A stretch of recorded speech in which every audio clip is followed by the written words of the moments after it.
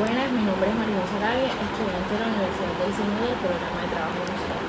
Hoy les hablaré un poco del capítulo 17 del libro Nueva Historia Económica de Colombia, que trata de recesiones y auge de Colombia entre 1990 y 2008. Primeramente, la economía es la ciencia que estudia cómo se gestionan los recursos disponibles para satisfacer las necesidades humanas, porque implica el análisis de todos los comportamientos, decisiones y acciones humanas.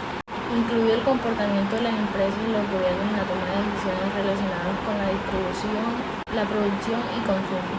Cabe señalar que ha evolucionado con el tiempo, como lo hizo en el siglo XX, con la apertura de los negocios y los flujos de capital en la década de 1990, pero lo hizo vulnerable al ciclo económico mundial, lo que resultó en fuertes caídas de los salarios reales y rápido aumento del desempleo y subempleo. Al mismo tiempo, la abolición del Estado consular aumentó el desempleo y estuvo acompañada de recortes en el gasto público en servicios sociales.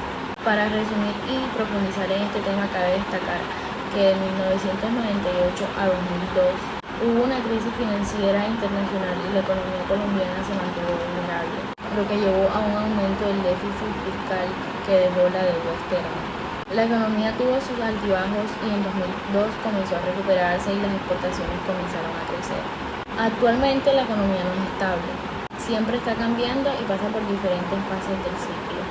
Lo mismo ocurre con un auge, que es una fase del ciclo en el que el crecimiento económico alcanza su punto máximo y termina, y una recesión, que es una fase del ciclo en la que la actividad económica decae.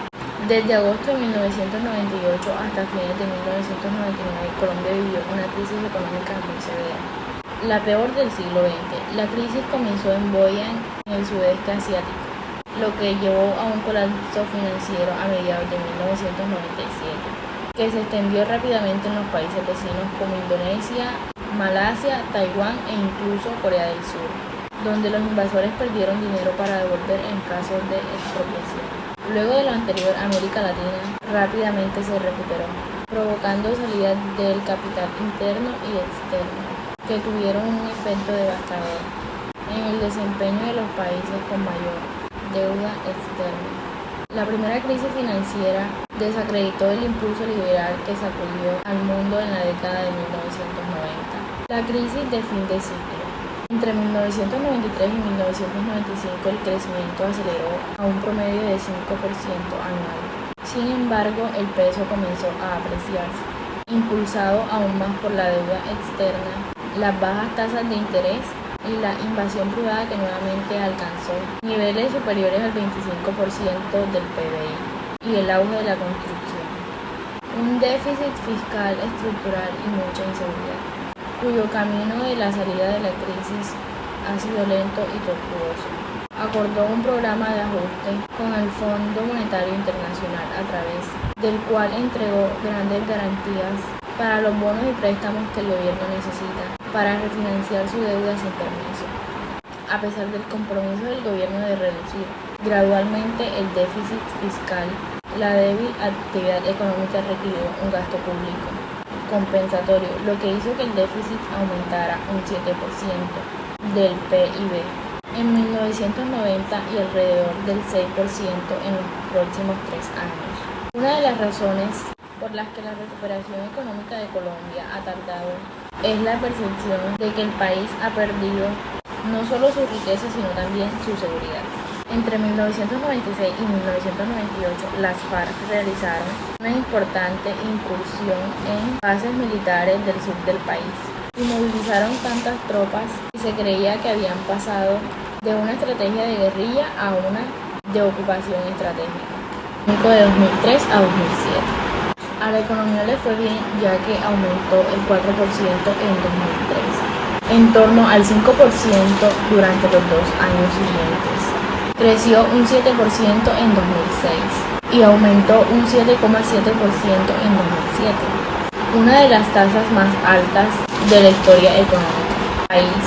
La política fiscal es procicla en relación con la meta propuesta, fomentando una mayor revolución del peso y una mayor inflación, compensando el endurecimiento de la política monetaria iniciando el 2006.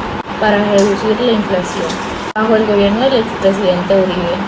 Lo usó todo para reducir los impuestos a las corporaciones y los ricos, asumiendo erróneamente que los aumentos de impuestos eran permanentes. Sin embargo, su déficit primario es alto, lo que significa que se incurre en una nueva deuda para pagar los intereses de la deuda anterior.